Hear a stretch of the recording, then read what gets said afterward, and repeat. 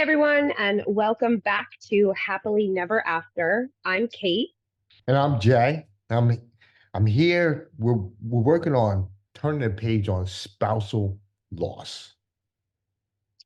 This week I think we have a pretty interesting topic that we're going to talk about that a lot of widows and widowers don't really like to discuss openly because of the mixed feedback that they get.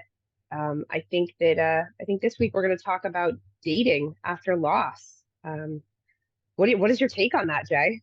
You know, Kate, I'll be honest with you. I've been out of the dating game for a long time, and the reason why was simple for me. I mean, I spent a long time with my wife, and it How was long were you guys married? we were married 17 years, but we were together like That's a long time, 26. yeah. I mean, I met her when I was 18, you know, Yeah. back when like pre-player days, so it's Before the like, handbook was printed. right. So now, I'm 52 now, and I have a whole different take and thought process. You know, the I'm not just into it for, you know, the quick fix or just getting a little something something type of thing. I'm Which I feel like is what men typically do. Either they're expected to do or it's just biologically, women all the time. We hear men have needs, and so it's, I feel like that could be a common coping method after losing your wife. Do you think that I mean, you work with a lot of men, right, in your work. Do you think that that's a common red thread, or is it it is similar to your situation? it's a common thread. And in talking to a lot of my male clients, it it almost solidified the fact why I've decided to wait to find that right person, because a lot of the clients that I've spoken with, they've done things like found someone, maybe a few months, few years after they've lost somebody. And the person they're with may not necessarily fit their needs. It was somebody that was able to take care of an immediate situation, but didn't necessarily You mean have that physical situation, that immediate situation, right? that physical Like they situation. got those needs to take care of, and that you check that off the list of to do, but bigger than that, I yeah. mean, it's like somebody to help you cook, someone to help you clean, somebody to help you with the children, and things like Do you that. think that, sorry, go ahead. I was just saying things like that. See, you got to remember something. A man that's been without their spouse for a long time, they're looking for someone to help them replace, not necessarily, I don't even want to use the word replace.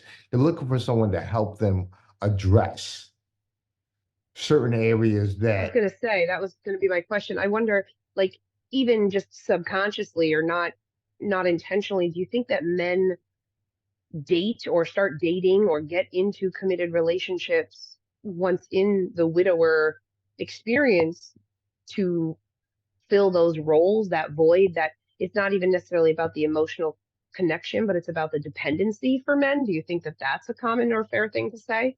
you know what, only in retrospect. See, Okay, I appreciate that. what happens is first thing you do is, again, you want to go back to, hey, having fun, excitement, the nookie, do your thing.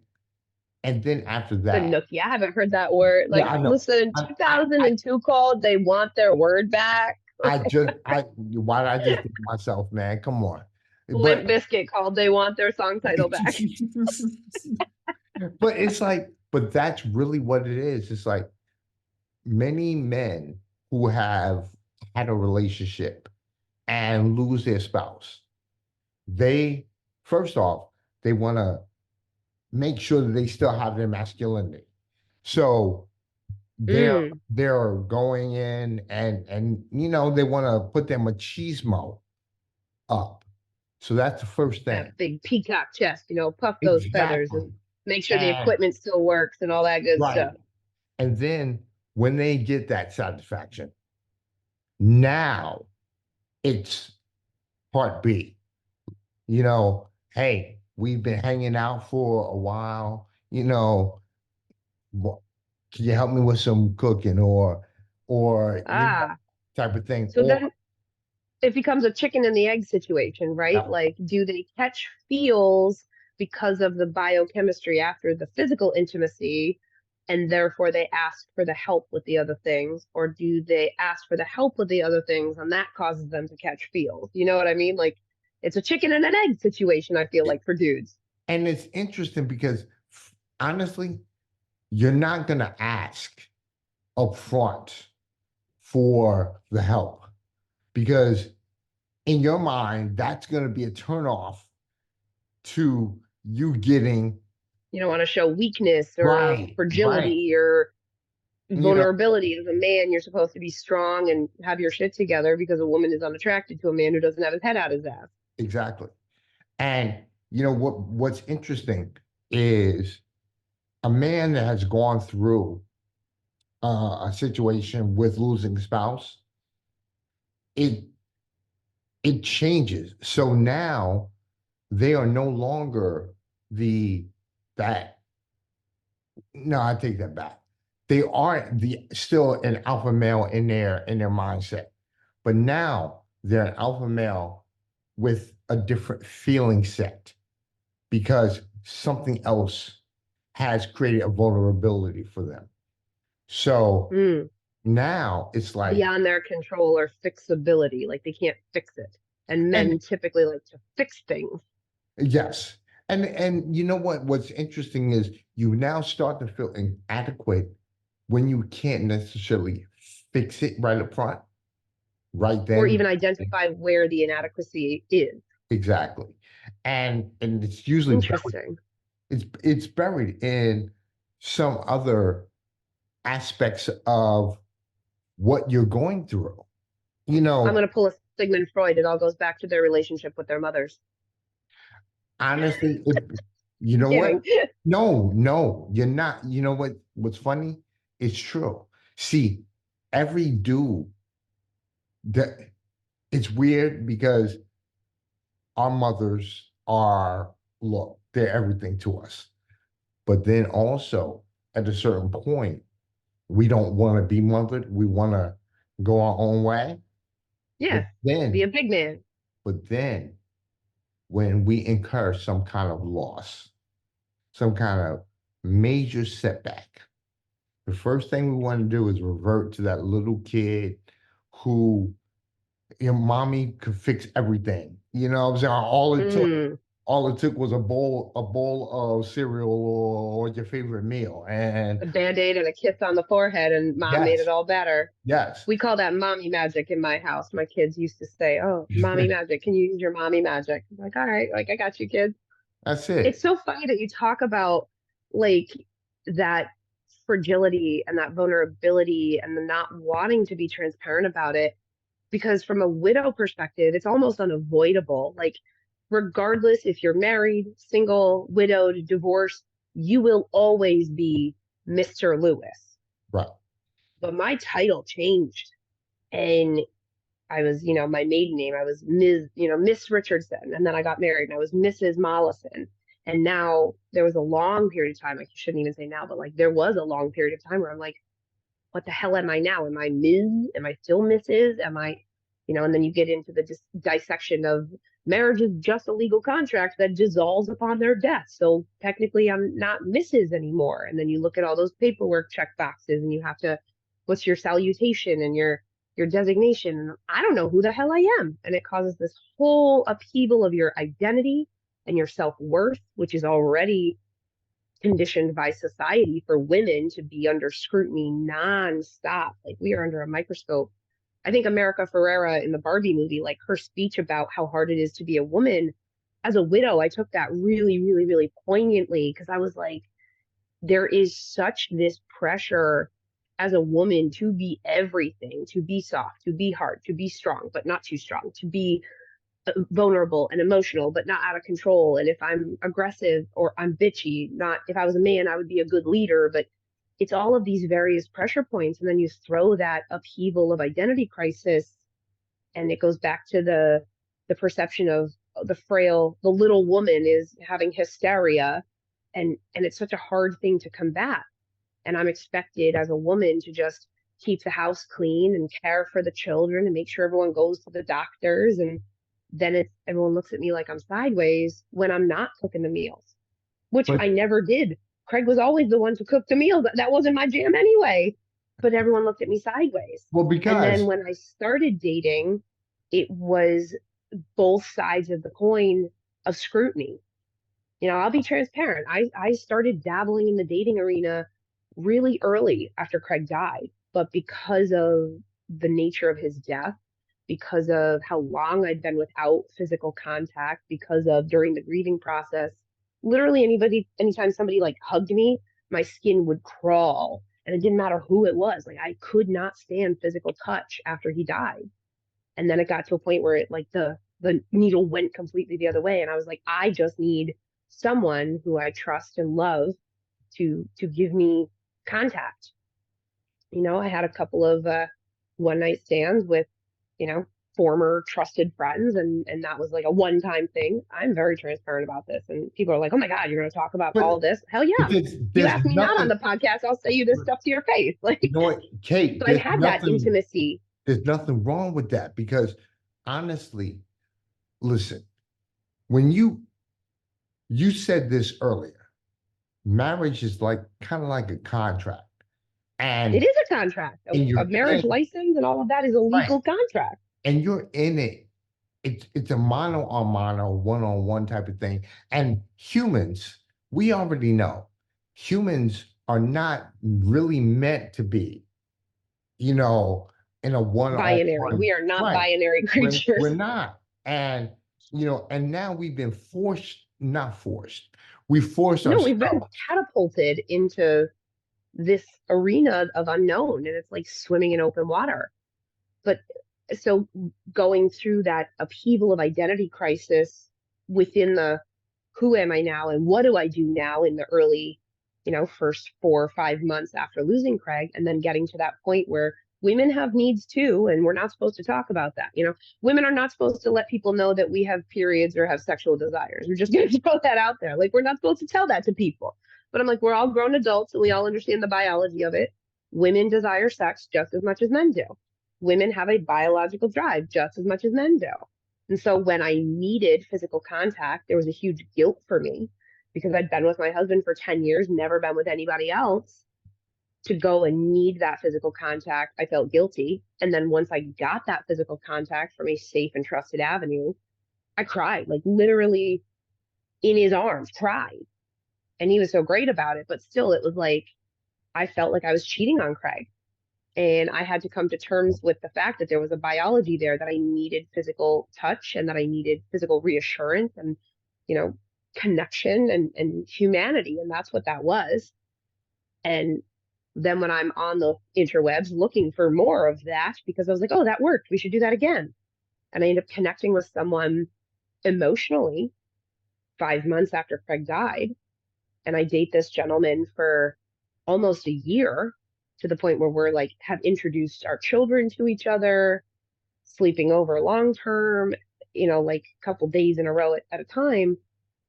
He was recently divorced, and like the ink wasn't even dry when the Huh. ink wasn't even signed when we met, but halfway through the things is when it got signed, and so it wasn't dry, and he had his own stuff to work through. I had to acknowledge that when that fizzled out, because I was devastated all over again. That first dating experience after Craig died, I was devastated. Like, it felt like day one all over again, What because it first time I really opened myself up to the opportunity and the potential and made peace with the fact that I could love someone besides Craig, not in place of, not more than, but just besides. right. And that was a hard thing to grapple with. But I got to a point where I realized that this gentleman was a lesson, right? Like, it ended the way it was supposed to end because we brought each other to a place where we were able to receive next steps. He helped heal me in a way that I wouldn't have healed otherwise. I stopped drinking heavily and I started going to the gym again. And he taught me how to like meal prep and plan. And he gave me some parenting advice when I was struggling in the throes of grief. And, I gave his kids access to a female adult figure who wasn't a monster. Like there was some Right, things out right. there that we gave each other. And I didn't know that, like you said, until retrospect. Well, you know what? Let me tell you, like for me, what turned me off to the whole date ultra dating thing or whatever. I I was at work one day and I was out in the field and I ended up meeting this woman, awesome lady. You know, she was a lot younger than me. She was 35 and I'm 50 at this point. Or You're no. talking to the queen of age differences. You got to remember, Craig was 20 years my senior. So, like, go on, tell me something. Well, actually I think that I was 46. And what was interesting was that we kind of hit it off. But what I didn't realize was that this woman had daddy issues. Ooh, She and the reason mm, why she had daddy issues was because her father or her mother unfortunately passed away. And oh. when You her guys had a piece that you could connect on, well, that like was that it. co-grief that you guys could relate to. So, do you think that that was more of a trauma bond than a like It romantic bond? it was it I think it was kind of a trauma because see, her father ended up marrying another woman like really quickly after, you My know. grandmother did that.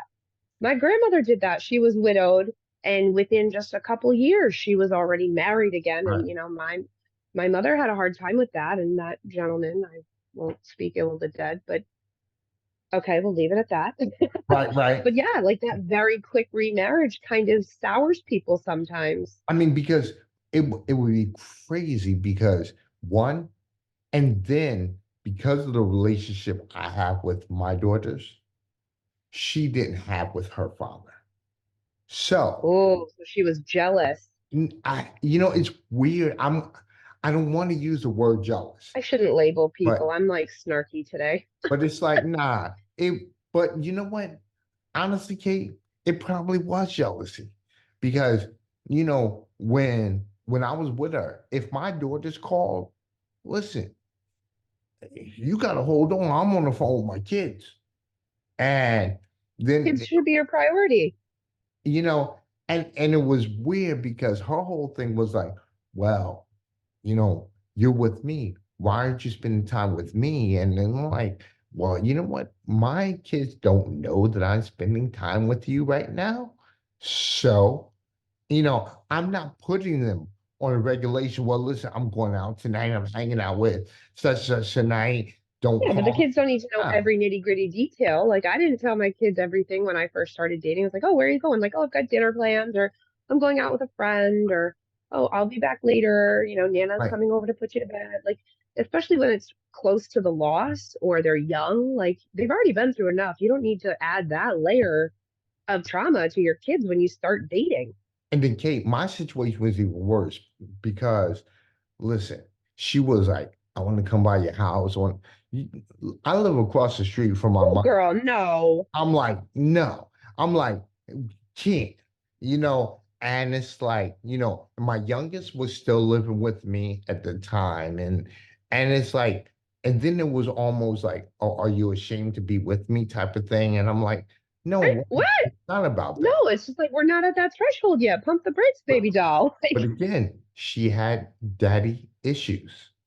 So because she did, she needed approval and to feel right, accepted and right, prioritized and right. not just, yeah. Now, I want to And I'm ask, not here to cause other people's trauma, but I'm also not here to necessarily heal other people's right. trauma. I have enough of my own trauma. Right, Like I I got will my give you my own, therapist and phone that's number, but I ain't got time to be your therapist. and that was really what it was. It was like, look, Like go on, get right with Jesus, get right with yourself or right. whoever, and come And back and see me if you figure it out. my whole thing is like, we can have fun. We can go out, we can chill, we can do our thing. But you know what? Maybe let's keep it just to that limit right now. Because, but let me ask you this. I had a real question earlier about when you made your name change, how did that mentally affect you? I mean, especially when it came to the dating scene and things like that. I mean, men don't have to go through that, like you said.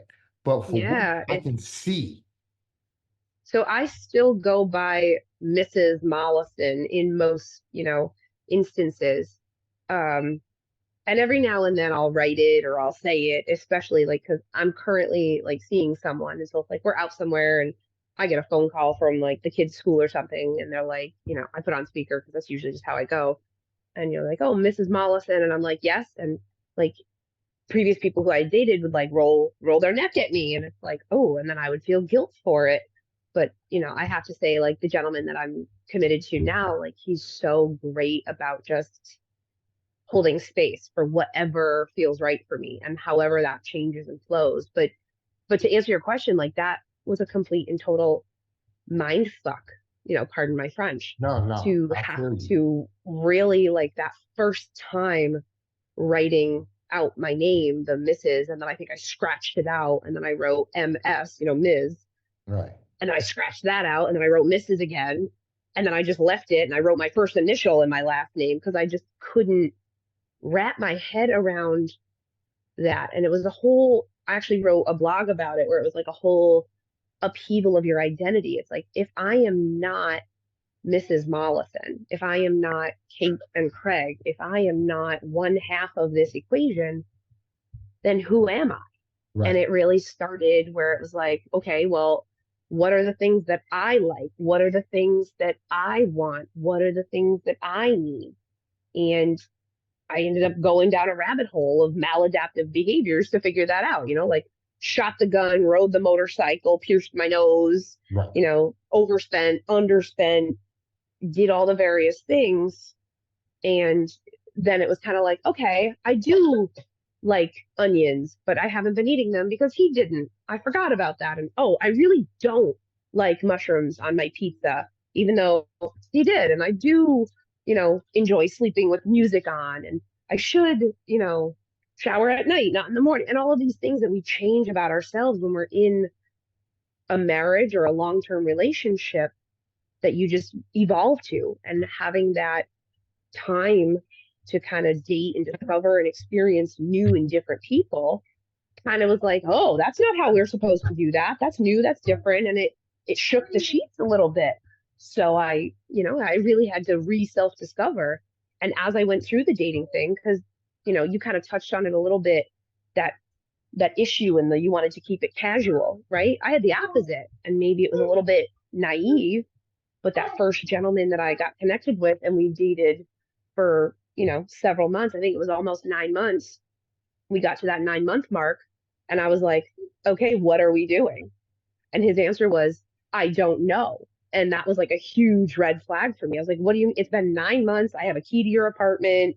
Our kids are doing sleepovers at each other's houses almost every weekend. We're taking family vacations together. We've opened a joint bank account together. Like, what do you mean you don't know? And it was a matter of, do you see me in your future in a year, 5 years? And his answer still was, I don't know. And I was kind of like, okay, that's everything I But need to know. And Kate, I'm about to be funny, but I'm gonna do ask it. you this, and this was big on me. I was like, yo, but the first time the girl I was dating, the first time I heard her fart, I was like, oh shit. Now let me explain something. Literally. I've been with my wife for a little bit how long, so she farted, it was all good, Yeah, you've been with her forever, but whatever. but like the new chick, and I'm like, oh my God. And I'm like, hey, it's nature. It's what it is. But and I know But I'm it was still that like pulling the curtain but back on the yeah, like yeah. the early romance where girls get up early and put their makeup on and don't fart in front of you and like Right. the men don't burp and like they put the seat down. Like it's that it's that early romance where you all put on those airs. And see, I'm gonna tell you something. What's interesting? is there are a lot of layers to this type of thing in the dating scene, even before um being happen to be a widow or widower. It intensifies when Yes. you go through the widow experience because now you're absolutely conscious of these things. And there, to a degree, I wouldn't say comparing, but there's a barometer of like, because again, for me, and I know for you, like my marriage was healthy and well, and had Craig not died, we would still be happily married. So I wasn't comparing these other gentlemen to Craig, but as I'm going through these dating things and I'm going, this doesn't feel right. That's not how it's supposed to feel. That's not how it's supposed to look. Everybody in my circle, whether it was the person I was dating or friends or family, they'd be like, well, you can't compare. It's apples to oranges. It's a different chapter. And I was like, am I comparing? And then that made me even more self-conscious and more guilt associated and all that other like outside perception. But once I stopped listening to all of that, because after that first gentleman fizzled out, which not for nothing, he told me that he just needed time to figure out how he wanted to be loved. And then 2 weeks later, I found him on the dating sites. I was like, you should write a book. It's good to know you figured your stuff out in 2 weeks. Like Look, I won't say his name to protect his anonymity, but right, I won't blow right, up what he did. That was like the Sex in the City episode when Berger broke up with Carrie on a Post-it note. right. Legit, we broke up and it was like, I really think I wasn't ready. It was too close to the divorce. And, I just need some time and space to figure out how I best want to receive love. And I was like, this sucks. It hurts. But I think we're both at that point where we've acknowledged it's not working anymore. It was a very conscious uncoupling, in the words of Gwyneth Paltrow. And I felt good about the breakup, even though it hurt. And I was devastated. But it was like 2 weeks later where I was like, all right, I know what I want. I'm not going to sit around, Right. pining. And I hopped back on the sites to see what was out there. He was already Sure than on. shit, there he was with a picture I had taken of him because I dabble in photography and we did each other's Christmas card photos that year. So I had taken his picture. He cropped me out of it and used it as his profile picture on the dating site. Wow. So I sent him a message and I was like, hey, nice picture on such and such website. And he was like, oh, yeah, it takes a long time to make a connection. And I'm not expecting anything, but I just wanted to lay the ground. I'm like, it's good to know you figured your shit out in 2 weeks. You should write a book. Well, you know what? I'm gonna tell you something, Kate. Here's what's interesting. And I don't know how it is for women, but for men, divorce is almost like being a widower for a period of time because you are still trying to figure out yourself. And so, when you I think talk it's about similar how for divorcees for women, but I think that for women, there's also this like technically, historically, the word widow is used to describe women who never remarry. So to call myself a widow technically is inaccurate if I'm dating, right? There's this huge cultural shift that once you're a widow, you wear the black forever and you become this spinster and, you know, but to be a divorcee almost is like being a cougar sometimes. Like that has its own, like, oh, she's seen some shit. She's been through some shit. She right, understands the fire it takes. And being a widow is being damaged. She's broken. She's emotional. She's traumatized. Where being divorced is so commonplace now, especially at my age, being in my I mean, 30s you and being a figure widow. It almost was like I had friggin' 50%. the plague. I mean, 50% of all widows are under the age of 60. and you know what? And that's a CDC statistic. I was talking about the fact that almost 50% of marriages end up in divorce. I And think that has dropped to like the low 40s now. But like even young widows, like widows are commonly under the age of 60. And we don't think about that. But back out in the dating pool, when I had to make those dating profiles, like, oh, am I putting it as single or am I putting it as widowed? And I try to be very transparent, shoot from the hip kind of person. So when I first started dating, I led with like, here's all my baggage. And I would just like word vomit at these poor people on my bio and wonder why I wasn't getting any hits because it felt deceptive to like wait until we went on a coffee date to be like, oh, by the way, I have a dead husband, like, and then now given my job, okay, so let me tell you something. I don't mean to laugh, but it's almost funny to me because as I'm thinking about it in retrospect, thank God I don't have to do it anymore because I'm in a committed thing. But you're in the dating thing, and I have my business name, and I do my own thing, and people would message me. We would, instant message and shit, and they'd be like, "Oh, like grief specialist or bereavement specialist. That's very heavy. Like, how'd you get into that?" And I'm like, "Well, my husband died." And they'd be like, "Oh," and half of them would just see themselves out, and the other half would be Right. like, "Well, my cat died," or "Oh, my aunt's a widow," or "My condolences." And then the conversation would just have this awkward air. And I'm like, okay, so then do I not tell them how I got into the work authentically? And then I'm like lying later on. And then they'll go, "Why didn't you say something?" I don't know. Like I was a mess. I'm like, how do I navigate this? Well, And then I see, stopped asking and thinking about it. And that this was seemed to be what worked. this was crazy, Kate. See, you, the minute you tell yourself, the minute you put out there that you're a widow, guess what? You have a group of dudes that are like, oh, Oh, sh no. open. You know what I'm saying? It's like, No way. I yeah. never encountered that at all. It was the, oh no. Like I had the friggin' bubonic plague.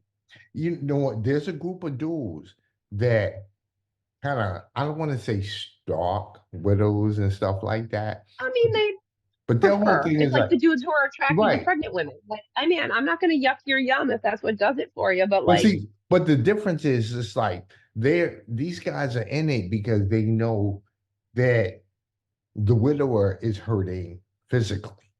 So their whole thing is like, let me meet her need and do my come thing. in like the knight in Yeah, shining armor. yeah. Yeah, yeah. Okay. So You from that know, perspective, I did have a couple dudes who tried to slide into the DM, and I was like, I am not looking for booty calls anymore. right, And I was right, initially. Like I had that first one, got it out of my system, dated a guy. It was like, whoa, okay, he obviously like I'm not ready to really be committed. But I took some time and then I went back on the dating pool and I was like, you know what? I don't want to do the booty call thing again. right. And every single one, I was like, I am not in a hit it to quit it situation. And they're like, yeah, yeah, I got you. Cool, cool. And then the next sentence was, what are you wearing? Or they would send me a picture of their, Right, like, right, right, right. You and I was got like, thick okay, pics going, nothing excuse me. about that communicates that you understand we're taking this slow. And oh, okay, all right. No, thank you. Well, you know what? I'm First of all, for anybody listening, nobody wants a picture of that. right, Nobody. right. Don't And send it and ever in any context. let's I'm gonna keep it real with you. If you're going, first off, if a dude is going to do that, understand that this is the only thing he's really looking to make happen. Bring it to the table. That's it. But you know That's what, it. Kate, it's interesting we're having this conversation. I'll tell you why. My my youngest daughter, she was at work, and one of her coworkers is getting out on the dating scene, had a messy divorce and is now getting out on the dating scene. So, she's putting up her profiles and all these different things. And I just in conversation, I guess they were talking. She was like, "Yeah, my dad, my wife passed away. My mom passed away. My dad's kind of been by himself for blah blah blah." And it was weird because my daughter She was did like, not show up in your "No, stuff or you in oh, hers or well, no, well, let me tell you, I don't have a profile because okay. I Yeah, put that out there because otherwise people are gonna go searching for you. again I decided against all that. A lot of my clients, like I said, my male clients, that whole thing turned me off. It really did because I I just did not want to be the dad, the man that makes the mistake of now you become the cash cow. And I Mm. want to be that guy. And there was these guys that were like going on trips, taking these chicks places, going to eat in restaurants they knew they couldn't afford.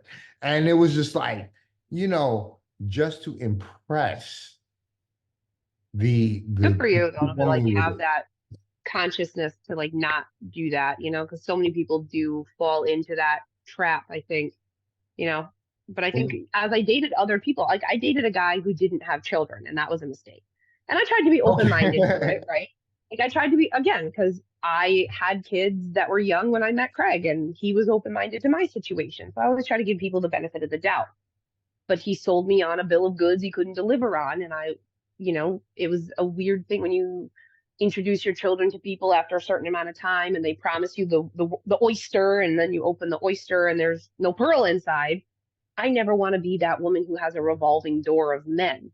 Like I don't want my children to be like, oh, well, my dad from 2015 to 2017, and then my dad from 2017 to 2000, not that that's how that was, but I don't ever want that for my kids. I'm not out here looking to replace Craig, but I'm very cognizant about it has to be twofold. There's an organic feature. Like I won't pump the brakes unnecessarily if it's organically an appropriate time. But there's the other side of that where it's like developmentally and given the trauma that we've all been through, I don't want to run the risk to gamble if for some reason, knock on wood, that things don't work out, that now my children have now met this person and have this other loss. And every time I talk like that to previous partners where I'm like, well, if this works out, and they're like, are you really that skeptical? Blah, blah, blah. I can't believe you're not all in. What else do I have to do to prove it to you? I'm like, dude, my entire world was like thrown in the shitter. Like, Right. I am not a pessimist, but I'm a realist. And I understand that anything can happen at any time. And while I'm hoping and planning for this to work out, do I understand that it is a realistic possibility that it won't? Yeah. And I'm not going to put my children through that gamble because it's not worth it. And you know what? See, Kate, your situation is very interesting because your children are what, 15 and 5? Is that right? My daughter will be 5 in April and my son will be 15 in August. See, I'm in a situation where my youngest daughter is 22. My oldest Yeah, daughter they're is grown and out the 25. house They're basically. grown. And they have their own worlds. For me now, see, I spent my life with a person ever since I was a kid. And Hmm. when me and Kim initially got together, it was just because we were clearly physically attracted to each other. And then it just so happened that everything else It evolved. evolved. Now I'm in a situation where, seriously, I need to make sure that the person that I'm with, we're on the same mental plane first. Mm, that And maturity level, yeah, that it intelligent attraction, that I know what sapiosexual right. philosophy, I know attracted to what their mind before just their body. I mean, first off, it's like what I do, and okay, you're in the same business.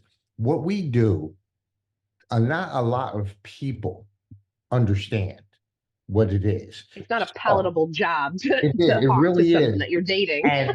And what's interesting is I found that the best connections I have with people are with people who have had some form of understanding. They may Mm. not necessarily lost their husband, but they understand loss. Because I And think with trauma and loss comes a level of like growth and maturity. yes, Like once you get on the other side of that and you learn to process it and move through it, you have to mature. You have to grow up, right? And that's what I found is dating people who had had experiences, but had processed their experiences. And men typically don't like to go to therapy or get right with themselves. And therapy doesn't have to be going to talk to someone. And when I say therapy, I mean in the general sense is just being introspective and thoughtful and analytical and willing to acknowledge your faults and make changes. It's those men who refuse to rewire the bad circuit that give everyone else a bad label. but But it I took me a found it while hard for men to acknowledge faults and then fix it. because it took me a while. I mean, listen, think about it. You're married and you're in your thing. Sometimes you figure like your shit don't stink because you know, You guys could conquer the world together. You guys are on top of the and world. that was it. And it was like she accepted all my flaws, and that was it. But listen, we can go on forever with this. So I Seriously. guess I want to just ask you real quick as we wrap this up, if you had one piece of advice for our listeners, if they're looking to decide whether or not they should get into the dating world after becoming a widow or a widower, or if they're looking for resources and help, what would you suggest? What would be your piece of advice to those in the widowhood community in regards to dating? My first thing is check yourself because it's it's easy to go out and find someone to address, either your needs False or validation. yeah. But when you know what you actually want first, then it makes it easier to go out and find what you're looking for. You're not looking for Mr. Right Now or Mrs. Right Now. You're looking for that it ain't gonna have to be a long-term situation. You're looking for someone who can understand your need. Even if Relate to on a deeper right, level. because even if you guys don't make it on that romantic level, as long as you can still be friends. And Yeah, just that's foster what it's a about. deep, meaningful human That's connection. it.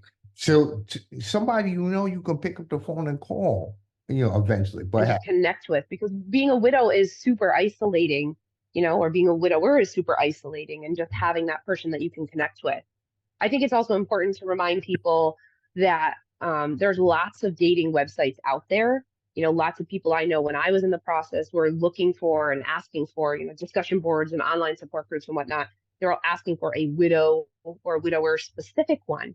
And some of the problems with that you're going to run into are the age demographic. Those tend to be the sites where the senior singles are. And if that's your cup of tea, then great.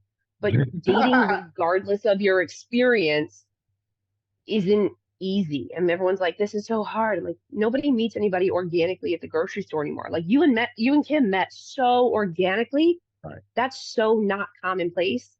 And I always joke that, dating is like playing the lottery. You got to rub a lot of losers before you find a winner.